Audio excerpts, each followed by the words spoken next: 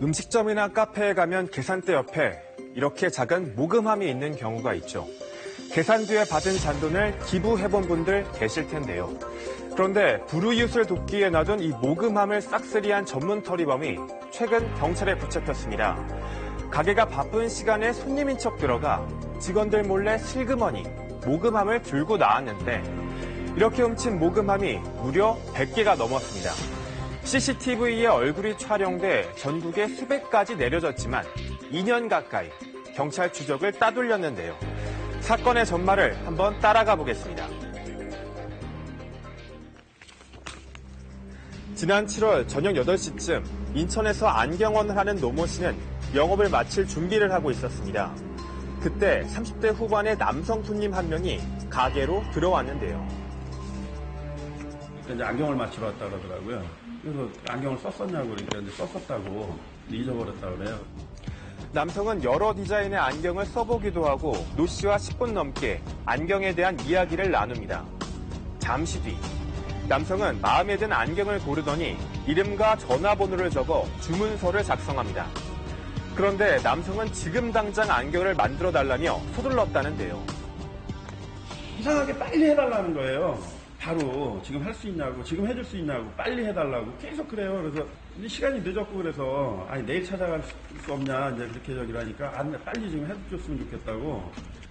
남성의 재촉에 노 씨는 퇴근을 미루고 작업실로 들어가 안경을 만들었습니다. 잠시 뒤 안경을 들고 밖으로 나왔더니 남성이 보이지 않았습니다.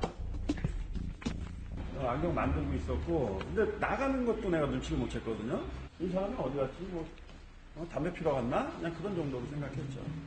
하지만 사라진 남성은 결국 돌아오지 않았습니다.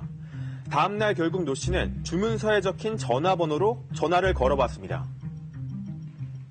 그 사람한테 이제 빨리 찾아가라고 전화를 했죠. 왜 안경 다 만들어놨는데 이제 어디 갔냐고 전화를 한 거죠. 그랬더니 그 사람이 아니더라고요. 다른 어린아이가 맞더라고요. 안경을 맞춰달라더니 전화번호도 틀리게 적어놓고 사라진 수상한 손님. 뭔가 이상하다는 생각이 들 때였습니다.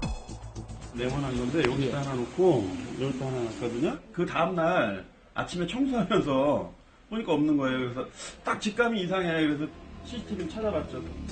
보육원 아이들의 안경을 만들어주기 위해 놓아두었던 모금함 2개가 감쪽같이 사라진 겁니다. 노 씨는 얼른 어제 촬영된 CCTV 영상을 확인해봤는데요. 노 씨가 안경을 만들기 위해 작업실에 들어간 사이 남성이 가게 안을 이리저리 오갑니다. 노 씨가 무엇을 하는지 슬쩍 눈치를 보는데요. 잠시 뒤 계산대 앞에 놓인 모금함을 자신의 종이 가방에 슬며시 넣습니다. 그리고는 다른 쪽에 있던 모금함도 함께 넣고는 그대로 나가버리는데요. 이 가방 가지고 여기다 쓱 집어넣는 거예요. 여기. 이거 쓱 집어넣었죠? 이것만 봤다가 이게 보이니까 이거까지 싹 가지고 집어가는 거예요. 2개 합치면 100만 원이 넘을 거예요. 노 씨는 곧바로 경찰에 신고했습니다. 그런데 문제의 남성이 범행을 저지른 게 이번이 처음이 아니었습니다. 남성의 정체는 38살 이모 씨로 전국을 돌며 모금함을 훔친 혐의로 이미 수배가 내려진 상태였습니다. 패스트푸드점과 카페, 편의점 등 모금함이 있는 곳이라면 어디든 이 씨의 범행 대상이 됐는데요. 모금함을 주로 노린 이 씨는 범행을 주도 면밀하게 준비했습니다. 우선 영업을 시작한 직후나 마감 시간 등 직원들이 유독 다른 일로 바쁜 시간을 노렸는데요. 그러니까 아침에는 이제 업작업도 하고 뭐 이러다 보니까 저 카운터를 이제 비우게 돼요. 왔다 갔다 하고 그러다 보니까 이제 저녁 몰라요. 8시 반에서 9시.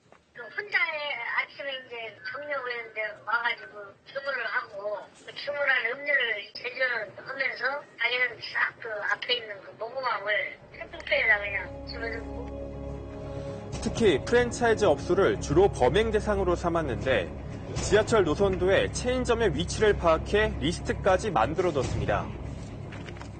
인터넷으로 검색을 하니까 어디 지점이 다 나오잖아요. 그래서 여기에 가까운 곳을 표시를 해놓고 그래서 거기 가서 범행을 하고 성공한 데는 빨간 동그라미로 딱 체킹하고 실패한 데는 X. 범행이 계속 반복되자 프랜차이즈 업소는 본사에서 각 지점으로 모금함 절도범을 주의하라는 공문까지 내려보낼 정도였습니다. 그러니까 그 전에 그런 일이 있어가지고 메일이 왔었어요. 어떻게 이제 백팩을 메고 다니고 그런 사람이 있다. 근데 이제 신고하고 나서 아차 이제 그게 생각났던 거죠. 이 씨는 CCTV에 얼굴이 여러 번 찍혔지만 무려 1년 반 넘게 경찰의 추적을 피해왔는데요. 동선을 쫓다 보니까 화장실 가면은 그런 사람이 없어진 거예요. 이상하다 하고 이제 또 분석을 해보니까 나중에 이게 다른 곳을 또 추적을 하다 보니까 그 옷이 바뀐 거예요. 안경을 안 썼었는데 안경 쓰고 나오고. 이 씨는 수사에 혼선을 주기 위해 변장은 물론 동선까지 세밀하게 계산했습니다. 400~500m? 근데 그 거리를 가기 위해서요.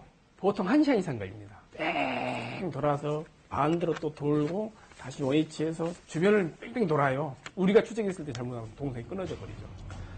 하지만 경찰은 결국 이 씨의 행방을 찾아냈고 5일간의 잠복 끝에 지난달 21일 피의자 이 씨를 붙잡았습니다.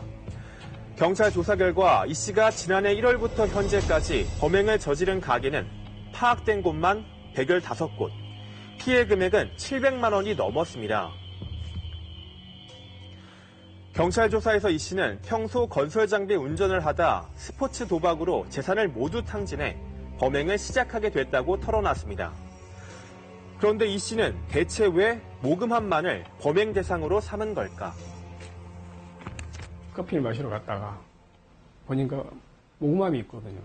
그래서 한번 가져본 모양이에요. 아무도 모르거든. 관심도 없고. 이거면 되겠네 하고 아마 계속 범행이 이루어진 것 같아요. 경찰은 이 씨를 절도 혐의로 구속하고 추가 범행이 있는지 보강 수사를 할 예정입니다.